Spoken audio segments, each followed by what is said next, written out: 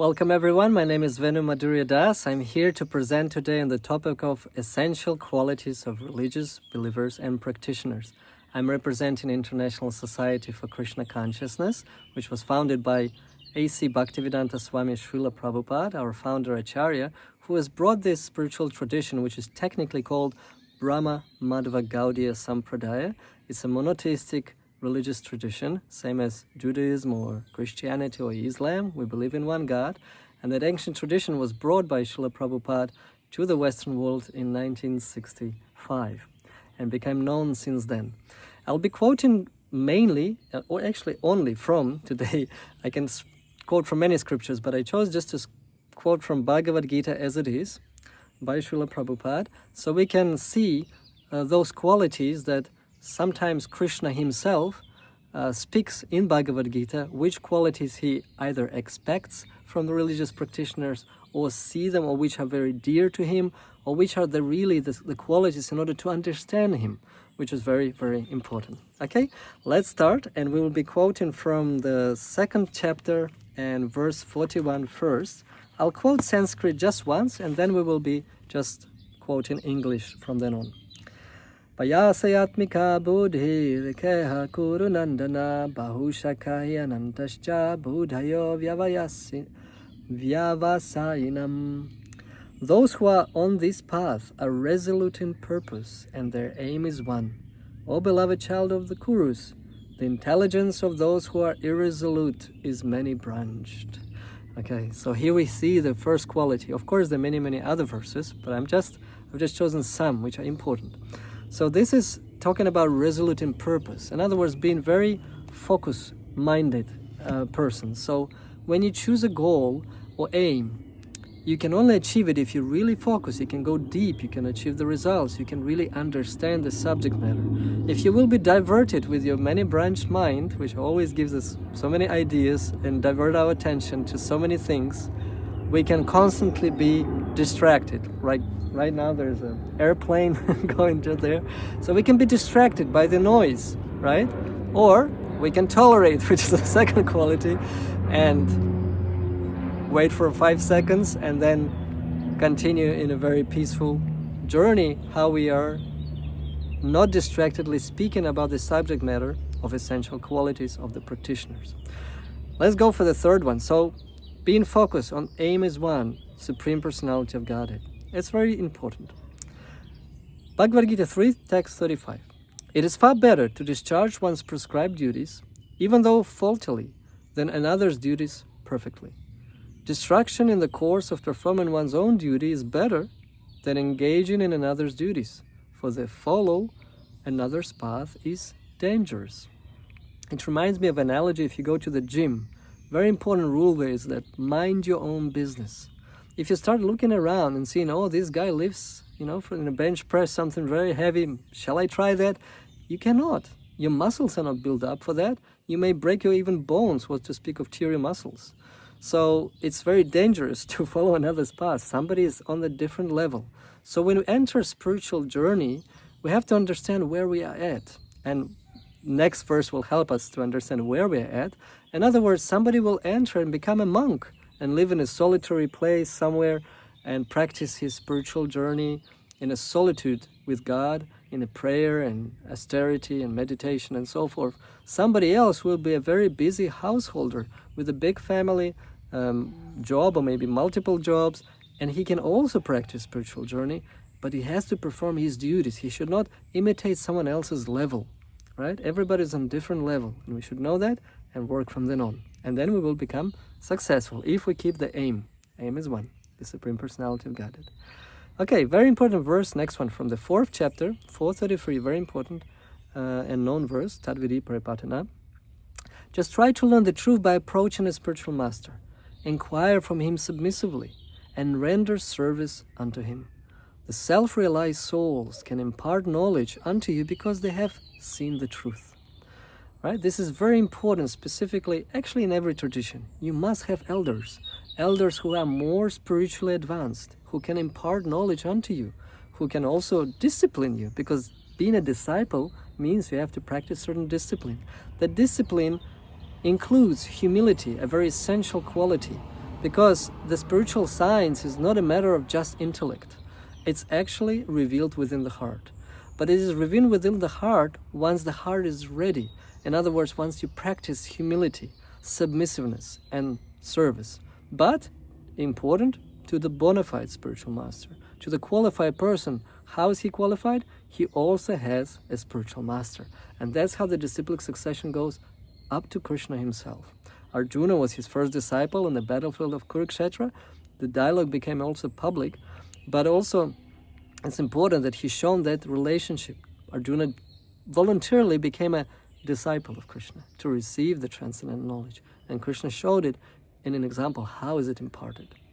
And if we're not changing the knowledge, if we're not saying surrender unto me, but we're saying surrender to Krishna, to God, then we're not changing the message, then we're bona fide. Like that. And you have to follow the message as it is. And spiritual master is there to correct you and to help you develop those essential qualities of which we're talking about. And those qualities are mentioned further. Bhagavad Gita 5:18. The humble sages, by virtue of true knowledge, see with equal vision a learned and gentle brahmana, a cow, an elephant, a dog, and a dog-eater. What is there mentioned here, apart from humility again, that one has to have a true knowledge, and true knowledge is that everything is connected with God. We are part and particles of God, and we are non-visible in a material sense. But if you have the transcendental vision and knowledge, you know that even an animal, a plant, a reptile, a beast, aquatics, a bird, they all have the soul. And on that level, we are all equal. We are all one in one sense. One in a sense that we are all belonging to God, and we have that we are souls, spirit souls, which is not matter. So when the spirit soul leaves the body, the matter decomposes. The chemicals are still there, but it decomposes. Why? Because the soul left the body. So that soul, which ignites the whole body with the consciousness, and these human beings have the advanced consciousness, we are able to understand that. Then we can understand things as they are. We can relate to them differently. Obviously, we will deal with dog and learned scholar differently in the way how you interact, eat together, and so forth. But you understand that the spiritual nature is the same, and you start treat everybody as, children of God, including nature, beasts, reptiles, birds, and so forth. Okay, very important qualification. Next, Bhagavad Gita 6:47. And of all yogis, the one with great faith and who always abides in me, thinks of me within himself, and renders transcendental loving service to me. He is the most intimately united with me in yoga, and is the highest of all. That is my opinion. In this chapter, Krishna describes different letters of yoga, including Ashtanga Yoga, the Eightfolded Yoga, and so forth. And he says that actually the topmost is the one who constantly thinks of me and renders me service. Yoga means connection. Religion in Latin also means connection with God. The true meaning of yoga is to connect with the object of your meditation, who is Supreme Personality of Godhead. But what's important here, I will read a little bit of a purport because it's crucial. The word bhajate is significant here. Bhajate has its roots in the verb bhaj, which is used when there is need of service.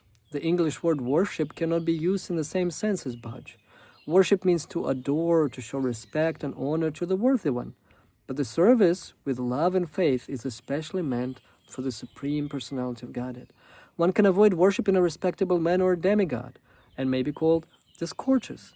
But one who avoids serving the Supreme Lord without being But one cannot avoid serving the Supreme Lord without being thoroughly condemned.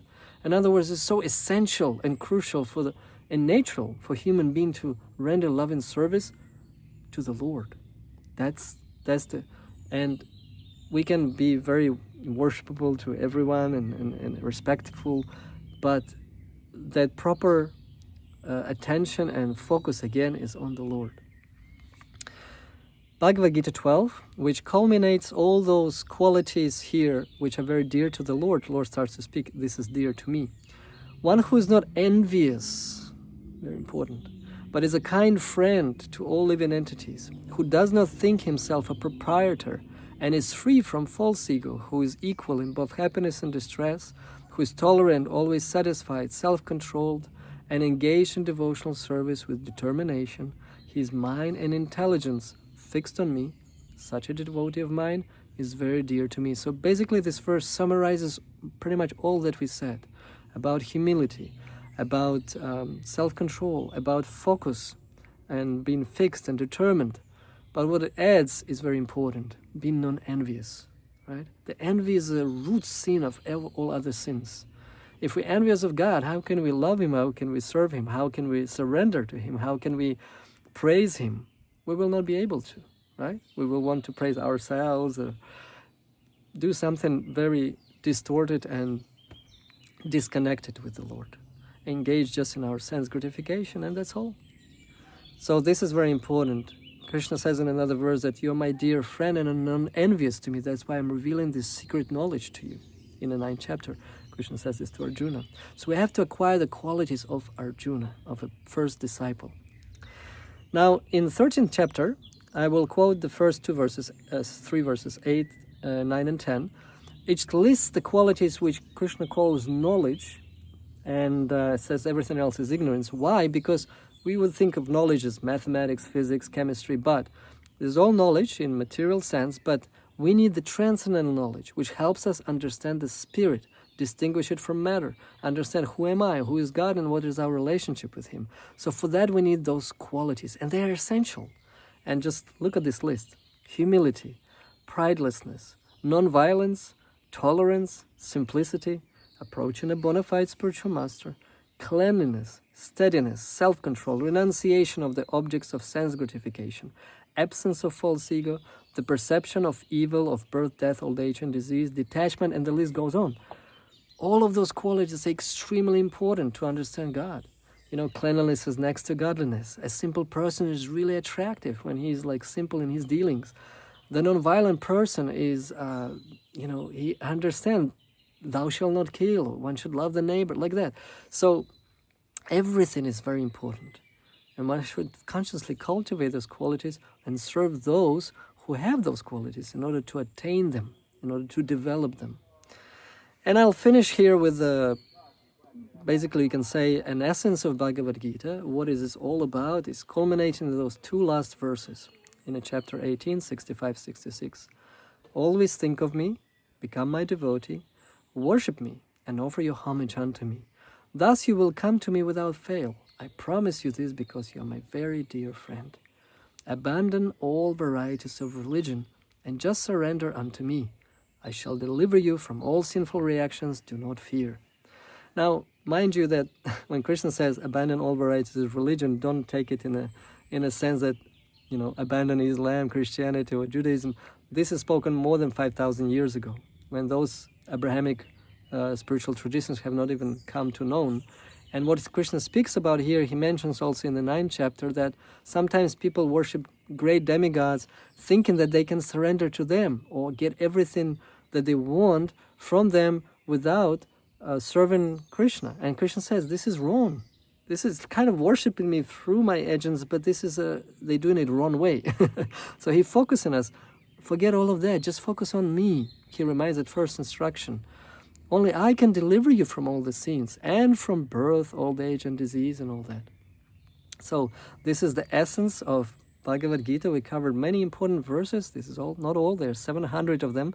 All are beautiful, but I wanted to keep it short. I already have crossed my time. I'm sorry for that, but I needed to at least give it in that sum and substance as it is, in order to understand our relationship with God and the spiritual knowledge, which is in a full abundance available here in Bhagavad Gita as it is. Thank you very much. Hare Krishna. I hope to see you again. Bye-bye.